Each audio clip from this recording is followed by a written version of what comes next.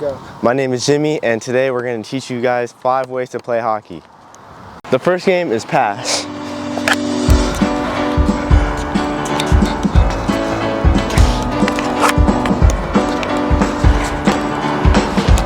The second game is 1v1. You're going to try and get the most scores, and I'm going to be playing against my friend Trumaine.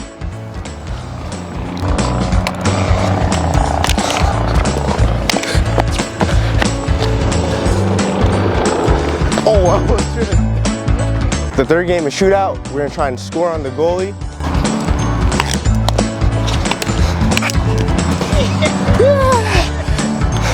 The fourth game is keep up. Try and balance the ball on your hockey stick like this. Oh, not like that. Like this.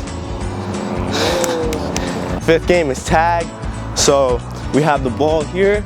If I'm it and I want to get him, I have to tag him with the ball.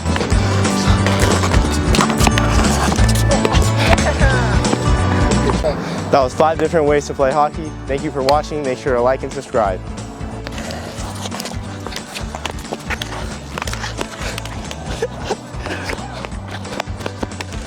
Lady.